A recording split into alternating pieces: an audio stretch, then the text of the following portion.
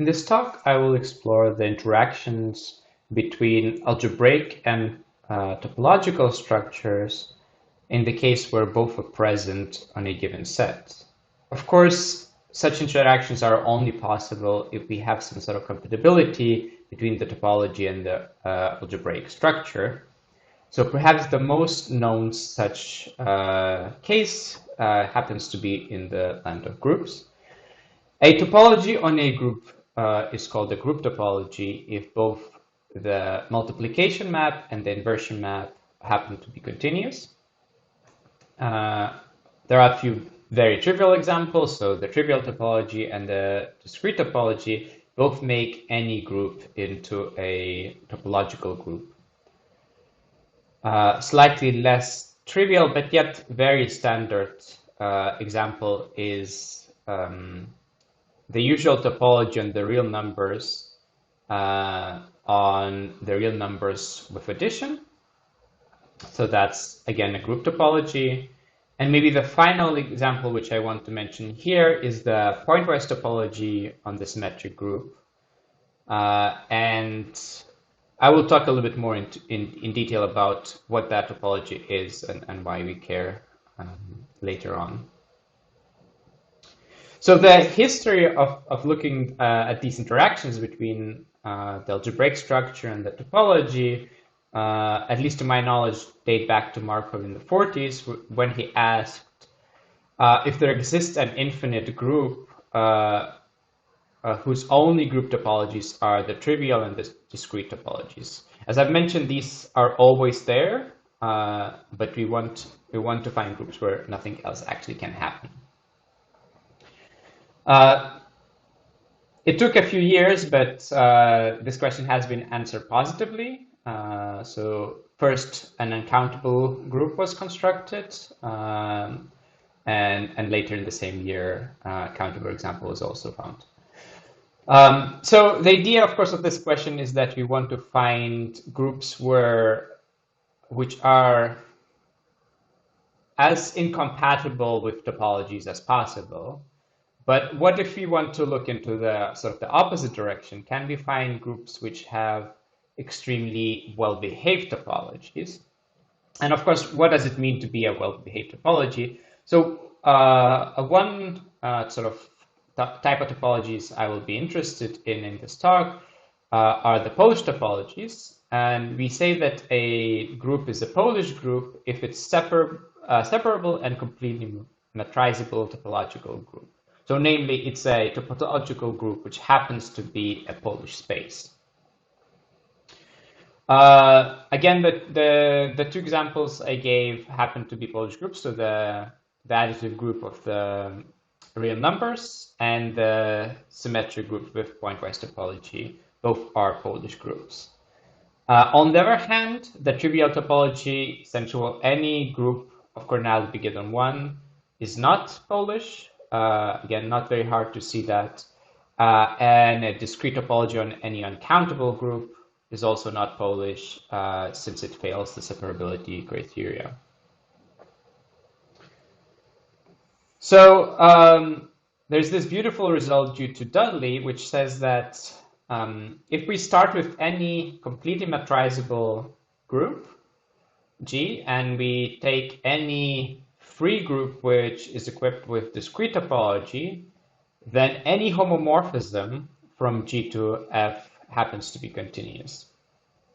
So on one hand, it allows us to translate properties which are purely algebraic, so homomorphisms, into properties which are topological, which namely continuity. Beyond that, it actually has some interesting consequences, and namely that no free group has a non-discrete Polish group topology. And the reason is that we can take G and F to be the same free group.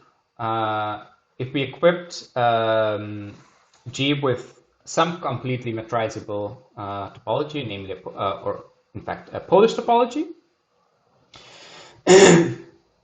then the identity map has to be continuous, and as a consequence, the original topology we equip G with has to be the discrete topology. So what that means is that there are groups which can have Polish topologies, but only very few. The opposite also could happen. So if you look at the additive group of the real numbers with addition, in fact, there are infinitely many non-homomorphic Polish group topologies on this group. So we can go into both directions. Okay, so as I said, we will talk a little bit more about what the pointwise topology is. So I will define the pointwise topology on the set of all functions from x to x. And the most easy way of seeing what this topology is just taking the product topology of the discrete topologies on the carrier set X. Maybe like an alternative way of describing the topology is by giving a subbasis, and the following subbasis is sufficient. So we take all sets which map some fixed element X to some fixed element Y. If X, the carrier set X, happens to be countable, then the pointwise topology, in fact, is a Polish topology. And to see that, we can actually even specify the complete topology, which the complete metric, which is as follows. You probably could notice that there is a certain degree of cheating involved. I promised a pointwise topology on the symmetric group, and I only defined it on the transformation monoid of all functions. So in fact, we sort of will continue cheating a little bit like that in the future as well. Namely, we will refer to the subspace topology induced by the pointwise topology as a pointwise topology as well. It turns out that the pointwise topology is a very important group topology of the symmetric group, in particularly on the countable set. So it was shown by Gauguin in the 60s that every Hausdorff group topology on the symmetric group on the natural numbers, in fact, contains the pointwise topology. And not only that, but it is known that if you have two Polish group topologies, which contains the other, then they have to be the same. And then combining Gauguin's result with this Folkdorf fact, we can easily obtain that the pointwise topology is in fact unique Polish group topology on the symmetric group. We have already seen that there are some rich interactions between the group structure and the topological structure, provided that the multiplication and inversion maps are continuous. But what about other algebraic objects? So one such object I would like to investigate in the rest of the talk is that of a semigroup. So a semigroup is a set with an associative binary operation, and a monoid is a semigroup which happens to have an identity element. So similar to the group case, we say that a topology on a semigroup is a semigroup topology if the multiplication map or the binary operation happens to be continuous. A semigroup is called Polish if it has a Polish semigroup topology. So here are a few examples of topological semigroups. So first of all, every topological group is a topological semigroup. Perhaps a bit more interestingly, the lower limit topology on the additive group of the real numbers is also a semigroup topology, even though it's not a group topology, since the inversion is not continuous, and it's not Polish, since it doesn't have a countable basis. The full transformation monoid with the pointwise topology is also a topological semigroup. The monoid of continuous functions from some compact metrizable space to itself is also a topological semigroup. Here I would also like to make a remark that there was this beautiful result earlier in the land of groups, which said that if we have two Polish group topologies, T1 and T2, and T1 is contained in T2, then they actually had to be the same. This actually is very much not the case anymore in the land of semigroups. And the reason is that there are semigroups known as zero semigroups for which any topology is a semigroup topology. So of course, things can go terribly, terribly wrong. So finally, we can state the question which underpins this current research project. So suppose that we have a fixed semigroup S, which is equipped with some Polish semigroup topology. What can we say about this topology? Is it unique? Does it have some additional properties, and so on? So for the remaining of this talk, I will be primarily interested in endomorphism monoids arising from relational structures. So by relational structure here, I mean just a set which is equipped with some relations, each of them of finite arity. They could, the relational structure could have infinitely many relations, but for the purpose of this talk, we'll not go into such cases. The endomorphism monoid of the structure A is the set of all functions from A to A which preserve all relations. The embedding monoid is the set of all injective functions from A to A which preserve all relation and also their complements. And then the automorphism group of the structure A is the set of all bijection functions in the embedding monoid of A. And finally, the last concept which we'll use here is that of homogeneity. And a structure A is homogeneous if every isomorphism between finite substructures of A can be extended to an automorphism of A.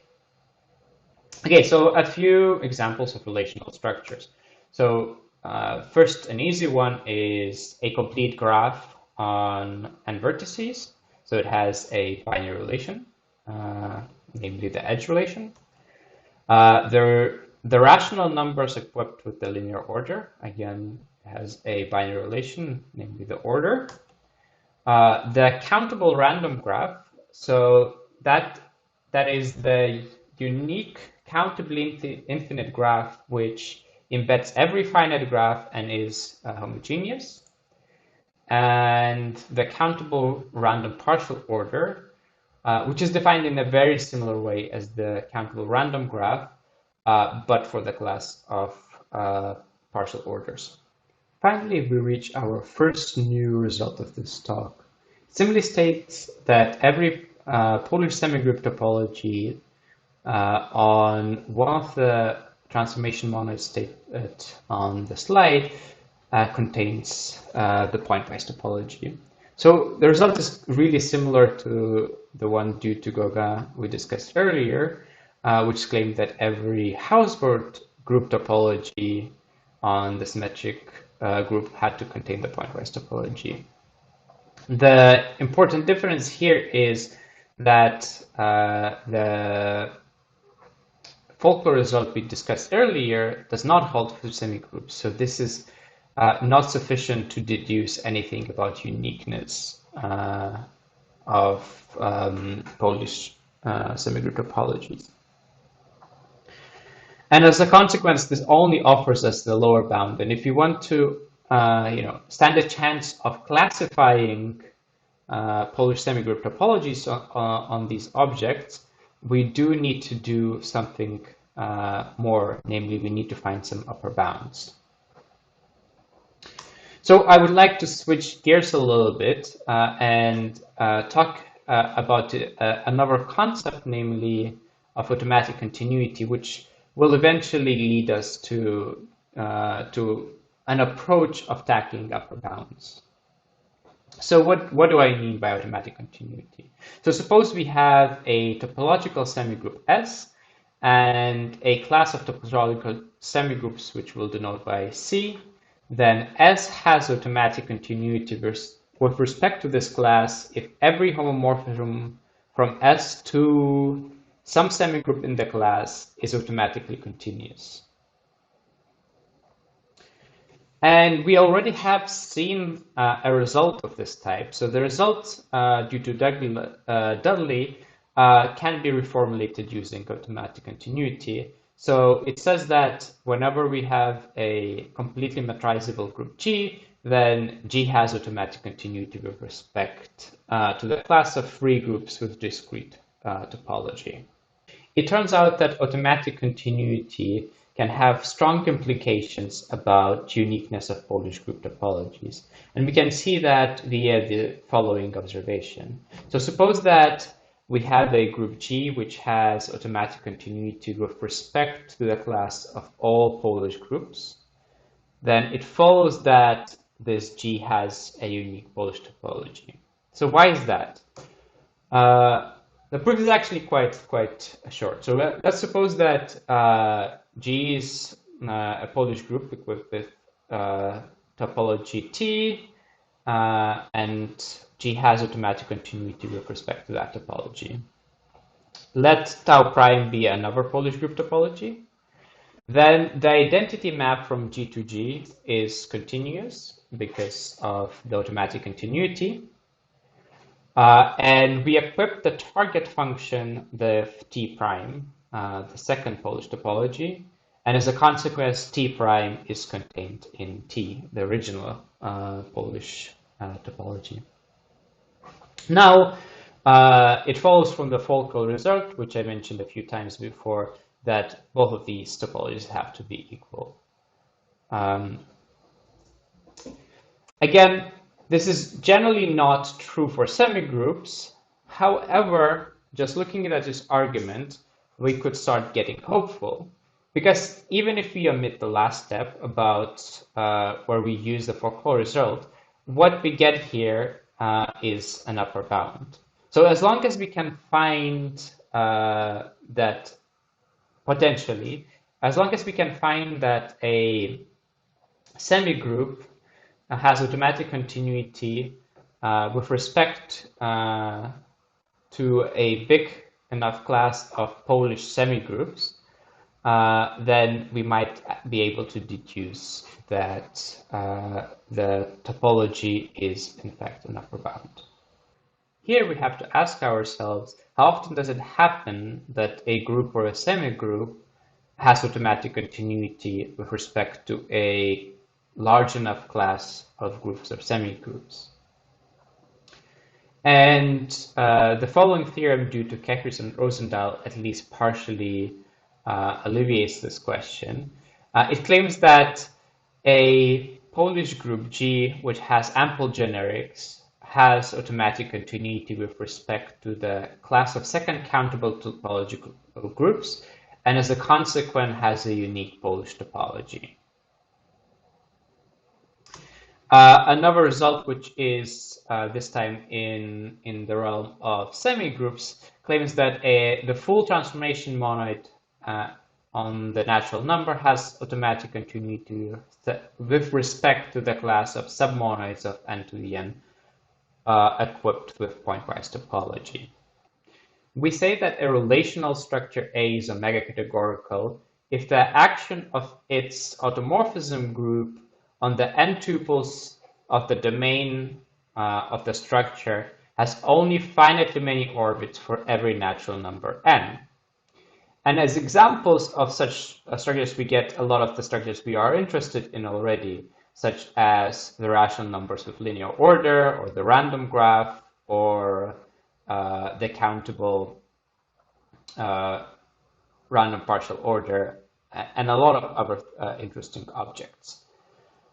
It turns out that if we take an embedding monoid of an omega categorical structure, then that monoid cannot have automatic continuity with respect to the class of submonoids of n to the n. So in some ways, that's sort of bad news for this approach, which essentially shows that we cannot we cannot prove automatic continuity for embedding monoids for most interesting structures.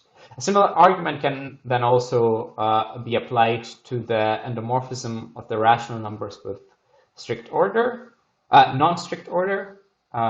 Again, sort of disqualifying our approach for the said monoid.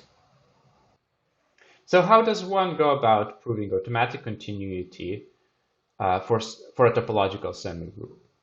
While there isn't one uniform approach to do it, most of our proofs follow a very similar line of thought. In particular, most of the time we prove an additional property which we refer to as property X, and then we deduce properties about automatic continuity from that. So what is property X? Suppose that we have a topological semigroup, which we call S, and fix some subset A of S. Then we say that S satisfies property X with respect to A if for every element of the semigroup we can decompose it as a product of F, T, and G, where F and G are in the semigroup and T is in the fixed set A, such that whenever we choose a neighborhood of T, the set which we obtain by multiplying F elements of B intersect A and G is a neighborhood of S. So how should one think about this property? So the first part is that we can always somehow decompose elements of S in a uniform way, where we have some elements of the semigroup on the left and the right, and in the middle we can only use the elements from a fixed set A. And the second part is that somehow whenever we have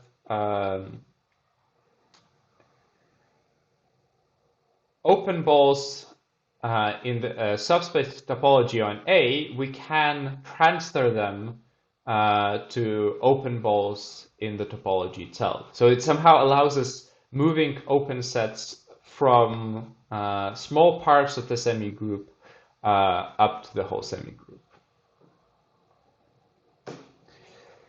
An example of a semigroup with property X would be n to the n, so all the full transformation monoid on the natural numbers equipped with the pointwise topology. It has property X with respect to symmetric group. So what are the implications of having property X? Suppose that S is a semigroup and T is a semigroup topology on S, and then fix some subset A of S. If S has property X with respect to A, then first of all, if it happens that the topology T is Polish and A is a Polish subgroup of this of S, then T is maximum among all Polish semigroup topologies of our semigroup S. And secondly, if A is a semigroup which has automatic continuity with respect to a class of topological semigroups, then semigroup S has automatic continuity with respect to the same class. So you can notice here is that we can get two different conclusions depending on the assumptions on the set A. So if we have a Polish subgroup, we could deduce maximality of the topology even without going via the route of automatic continuity. And on the other hand, if you have automatic continuity, even for without the assumption of the subset being a group, we could deduce automatic continuity. So that also shows that in certain way, property X is even more suited for the initial purpose we had of well, finding them a way of finding maximal sort of the upper bounds for Polish topologies of semigroups. So which concrete monoids or semigroups have property X?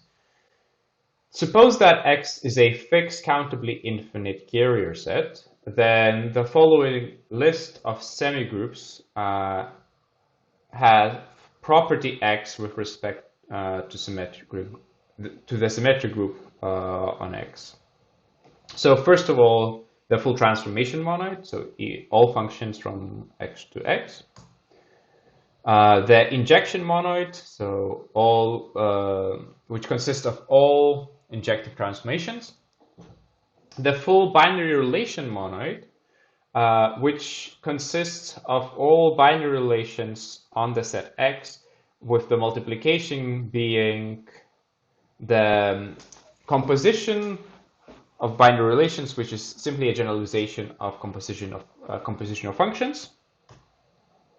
The full partial transformation monoid, in which the elements are functions from subsets of X to X, and the operation is composition of function where it's defined.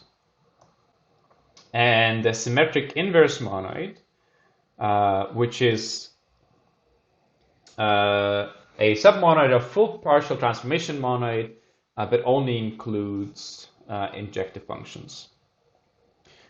So as I said, the property X of all of these 5 structures is with respect to the symmetric group on X.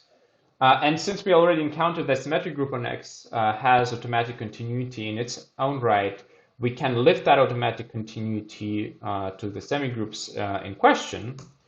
And as a consequence, we get that each of these semigroups has automatic continuity with respect to the class of second countable topological semigroups. If you were paying close attention, you might think that this statement, this theorem, looks somehow odd, right? And you would be right, because it's in no place it mentions any topologies. And this is mostly intentional. The reason being that the topology on each of these structures, except for the full transformation monoid, in which case it's the pointwise topology, they are hard to define. Or maybe not necessarily hard to define, but they are quite technical. And as a consequence, I don't think they are that insightful, so I will sort of sweep it under the rug for the purposes of this talk. While both property X and automatic continuity can be seen as interesting properties in their own right, initially we set out with slightly different goal in mind. In particular, we wanted to investigate what are possible Polish semigroup topologies on some interesting semigroups, right?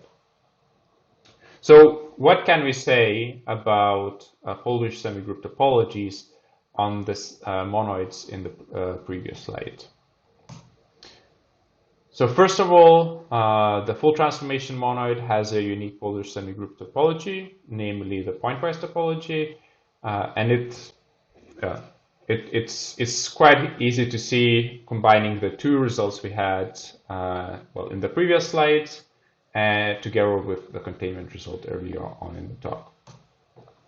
On the other hand, the injection monoid has infinitely many Polish semigroup topologies, and we don't even have a full description there. We can show that the monoid of continuous functions on the bare space has a unique Polish topology. Again, property X can be shown for this monoid, and with a little bit of work, we can actually deduce that it has a unique Polish topology as well. The full binary relation monoid has actually no Polish semigroup topology, even though we found a topology with respect to which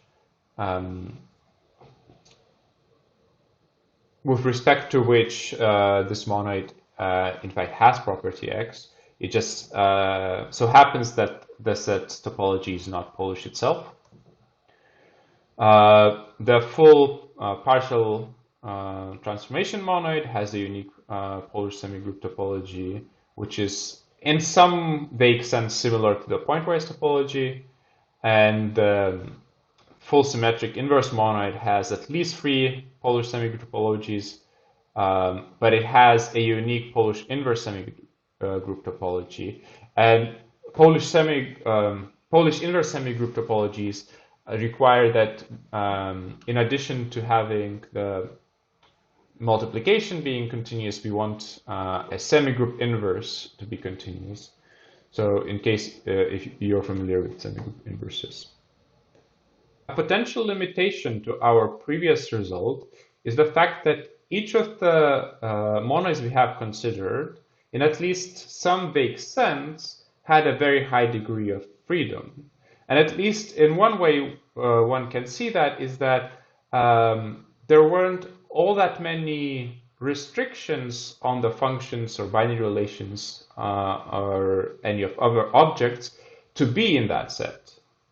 So whenever we were trying to prove property X directly, we didn't have to worry all that much about ensuring that the object was in fact in the monoid.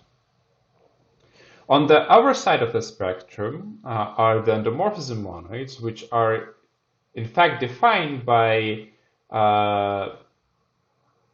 having to preserve certain relations in your relational structure. Then you try to prove property X directly for a endomorphism monoid of a relational structure. It quite quickly turns out to cause at least a few issues. So it's kind of natural to ask if it's possible to obtain similar results for endomorphism monoids we would be interested in. So we had to fiddle a little bit about with various notions in model theory, and it turns out that one can do something. We require the relational structure to be homogeneous. We need it to be homomorphism homogeneous, namely that every homomorphism between finite substructures can be extended to a endomorphism. And we also need this new property we called strong amalgamation property with homomorphism gluing. It's a generalization of the classic property of strong amalgamation. However, it's quite a bit more technical, and I don't think it would be particularly insightful for this particular talk. So I chose to omit the definition here. But the idea is that once we have all 3 of these properties, we in fact can show that the endomorphism monoid of the relational structure has property X with respect to the automorphism group. At this point, it's probably not even clear that there are relational structures which satisfied all 3 of the conditions on the previous slide. In particular, since I haven't defined one of them. But of course, we design those definitions with a little bit of care, and it happens to encompass some of the endomorphism monoids we care about the most, namely the endomorphism monoid of the random graph and the endomorphism monoid of the random partial order. So I'll just jump ahead and state the following theorem, which says that the endomorphism monoids of the random graph of the random partial order with strict and non-strict orders, as well as the disjoint union of countably infinite cliques. All of these endomorphism monoids have unique Polish semigroup topologies, and of course the topology in question is the Pointwise topology. So how did we obtain this result? We already seen at the first half of the talk that we could obtain some containment results or like lower bound results that the Pointwise topology was the lower bound. With the previous theorem on the previous slide, we can actually show that all of these objects here, all of these structures here, in fact have property X, and as a consequence, well, we cannot deduce that they have, well, we cannot deduce necessarily that they have automatic continuity because for that we would have to have that the corresponding automorphism groups have automatic continuity. Yet, the automorphism group of the structures is a Polish group. And as a consequence, we can immediately deduce from the result we encountered earlier on that the Pointwise topology is the maximal among Polish group topologies. So Pointwise topology happens to be both the lower and the upper bound, which concludes this theorem.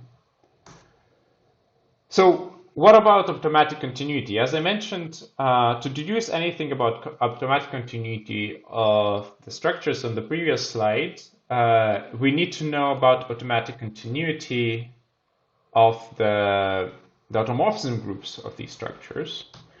It happens that the automorphism group of the random graph and the disjoint union of the complete graphs both have automatic continuity, and it's follows from some classic results from a few decades ago. So they do in fact have automatic continuity with respect to the class of second countable topological semigroups.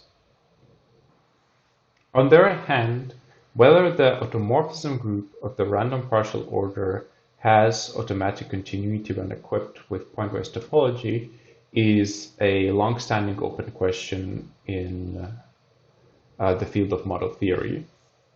We could further add the questions whether the endomorphism monoids of the random partial order in both strict and non-strict variants have automatic continuity as well.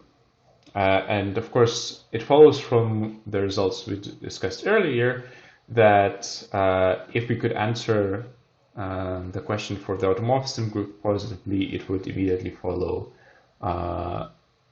for the endomorphism monoids.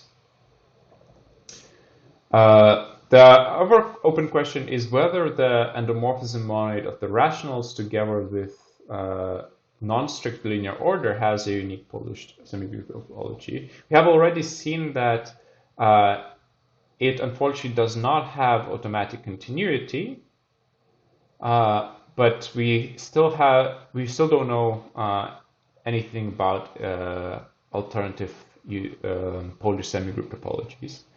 Another thing I would like to remark here is that if we consider the endomorphism monoid of the rationals with strict linear order, then it's actually quite easy to find a second Polish semigroup topology.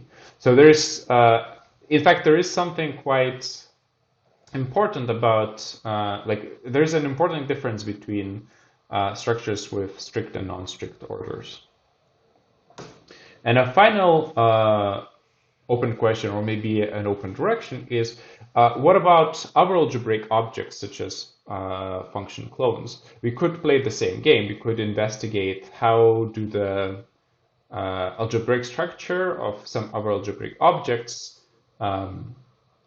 interact with the topological structure as long as we require certain key components of that algebraic, or like key operations of that algebraic object to be continuous. So there is already a little bit of work of along this line in the land of function close. We have some preliminary results as well, but there is still quite a lot of space to explore with other different algebraic objects. So thank you very much for listening.